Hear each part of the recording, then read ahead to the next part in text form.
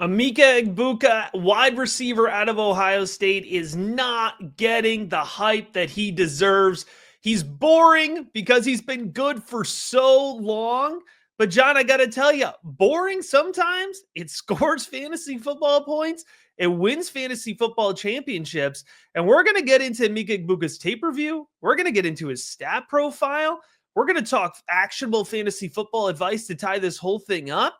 And I got to tell you, I think in this situation, boring can really pay off.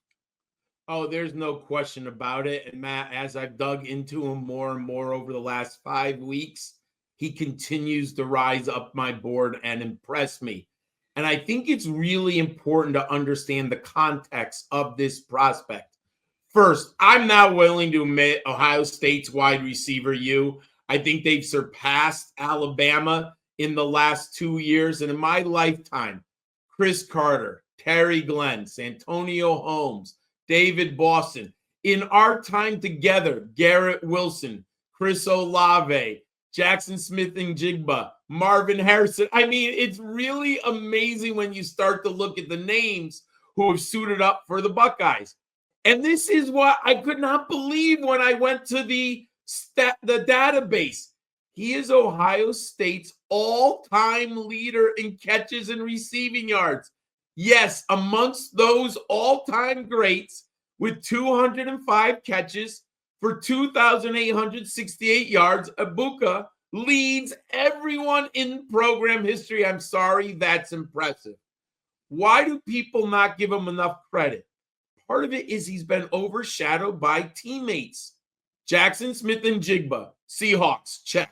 Marvin Harrison, first round pick, Cardinals, check. Superstar freshman who people are already talking about, Jeremiah Smith. We're all his teammates. But despite that, Egbuka's career aligns with all of them. As a high school junior, he caught 83 passes for 1,677 yards and 25 touchdowns. He was named the 2019 Player of the Year in Washington. He did not play his senior season because of COVID, and he did compete in baseball. So we have a dual sport athlete here. He was a 5-star prospect, graded higher than Marvin Harrison Jr., Matt. He was the number 1 wide receiver in that high school class, the number 8 player in the nation, and he arrives with total fanfare at Columbus, Ohio in January of 2021. He didn't do too much, but he checked some boxes as a freshman, 9 receptions for 191 yards in a loaded locker room. But the following season, Matt, that's when us Devi Masters, we loved him. He terrorized opponents. 74 catches for 1,151 yards and 10 touchdowns, averaging 15.6 yards per catch. He concluded the season 9th nationally with 46 receptions of 10-plus yards and 15th with 9 catches of 20-plus yards. He was named second team All-Big Ten, and he was a finalist for the Paul Hornung Award. We were all in on him in CFF, Devi. Everyone loved Emeka. But he battled through injury as a junior, and he was sidelined for 3 games. He finished the year with 41 receptions, 515 yards, and 4 scores. Matt, I think he made the right decision to come back because last year's class was so loaded. I don't think he'd be in the top 4 or 5 if he had come out with that great class. He comes back. He pretty much consensus top 3 now, maybe top 4, depending on who's doing the rankings. And last year, he had his second 1,000-yard season, 81 catches for over 1,000 yards and 10 touchdowns. Now, he averaged a little bit less, 12.5 yards per catch. And I'll talk about it later. Matt, he leaves campus in the scarlet and gray as one of the all-time great. I know you've watched a ton of film. What do you like about Egbuka? Yeah, and I'll say, I led the episode by saying he was boring, right? There's really nothing boring about his tape. I really like his tape. And to set the stage here, what we're about to see in a moment, you're going to see a receiver with good hands, with good short area quickness.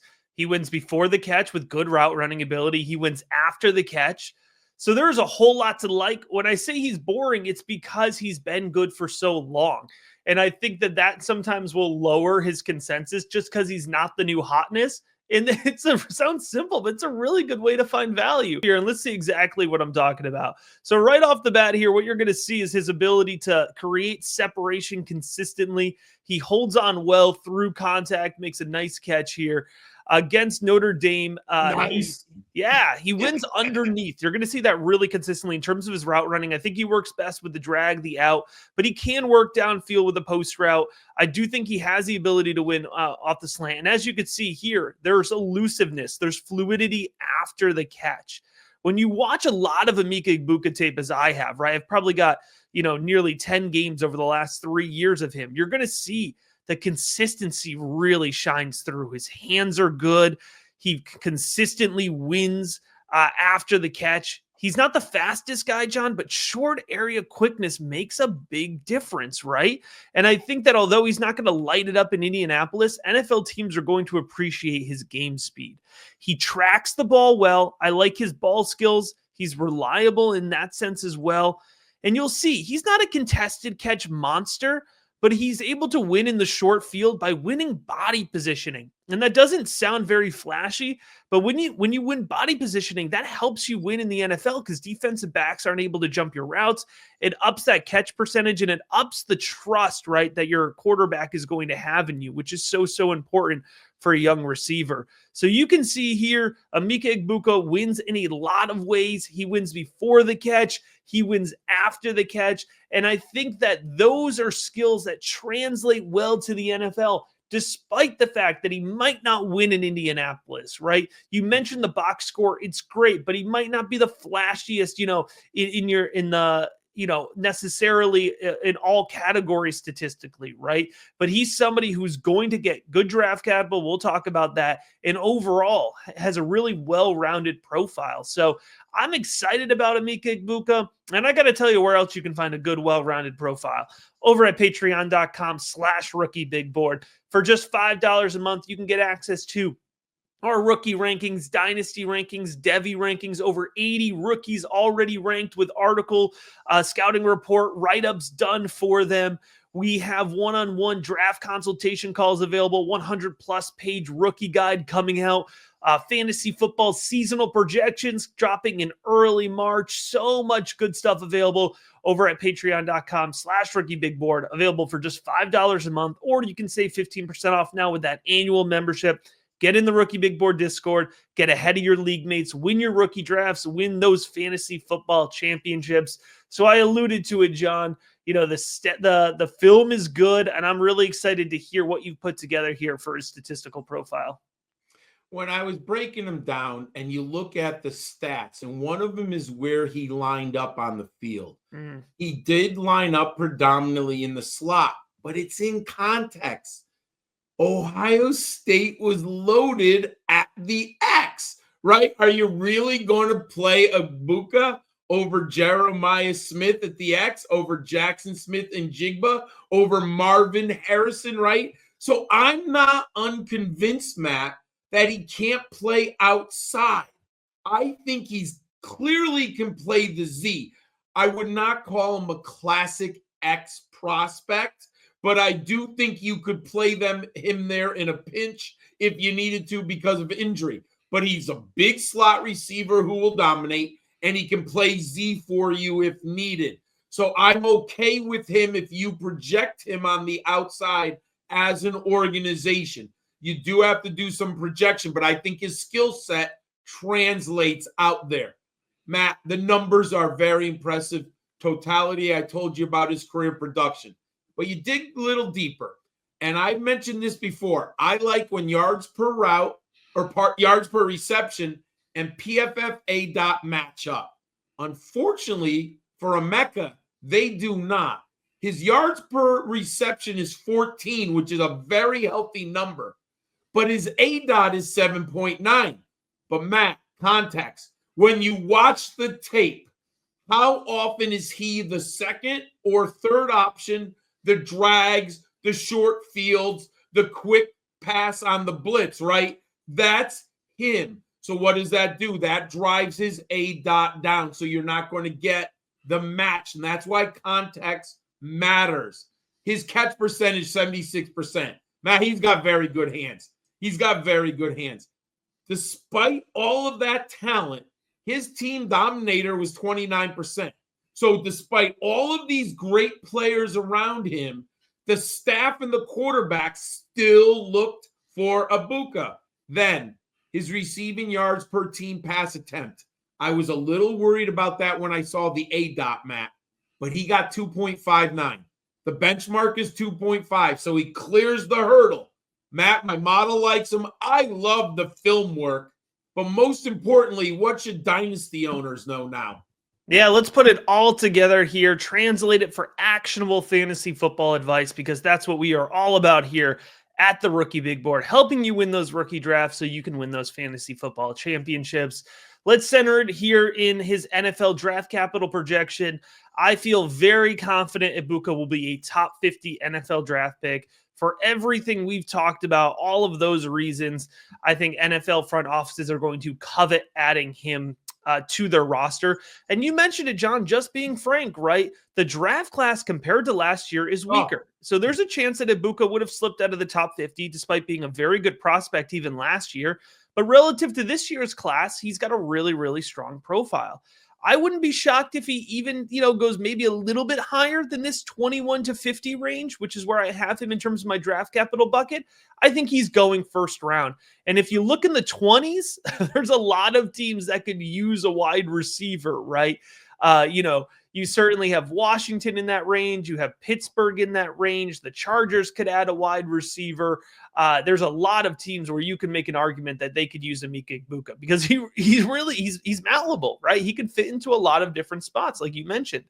So I expect with that top 50 draft capital that he's a late first round rookie draft selection in terms of his super flex ADP. So consistently he'll go off the board somewhere between 109 and 112. And I got to tell you, in that range, I'm going to have good exposure to him. So I'm looking for 26 to 40% exposure. If I'm sitting there at 111 and Emeka Egbuka's there, I'm taking him a lot. I'm taking him probably every time, man. The exposure is going to be even higher if he ends up with a 1.11 or a 1.12 ADP. And for me, we mentioned it. Maybe he doesn't have the highest ceiling in the world, right? Maybe he's not going to have wide receiver 1 weeks. Well, that's all right, man. You're drafted in the back end of the first round. You're probably adding a piece to an already competitive roster. If I can draft Emeka Egbuka as my wide receiver 2, my wide receiver 3, heck, if I could draft him and put him in my flex spot, and I could get somebody who I think is going to perform as a weekly wide receiver 2, so that's my weekly starter tier, right? Back end wide receiver 19, wide receiver 20, 21. Maybe some weeks he's wide receiver 30. He's a little down. Maybe some weeks he's wide receiver 10. He pops off. He gets 2 touchdowns in a week, right? Like that's the type of range we're talking about. And in terms of my dynasty rankings, in value comparison, he is right next to Jayden Reed, which I find so interesting, right? Because we love Jayden Reed coming out, but he's a boom bust type guy. So Emeka Egbuka is a little bit of like choose your flavor, choose your adventure, right? If you want that upside, looking for potential top 5 wide receiver weeks, Jayden Reed might be the type of wide receiver you want, but there is a ton of value in having that guy that you're going to put him in your lineup and he's going to consistently produce, 12, 13 fantasy points per week in PPR formats. And he's going to be able to go out there, be reliable, and help you win championships, John, just like we are reliable and we help you win championships over at patreon.com/rookiebigboard. Head on over there, get access to the Rookie Big Board Discord for that personalized advice, the rookie rankings, dynasty rankings, Devy rankings, and so much more for just $5 a month. There's no better way to get ahead of your league mates. Class is going to be in session all rookie draft season long with the FF Educator, with the Gridiron Scholar. We're going to be back real soon with another Rookie Profile.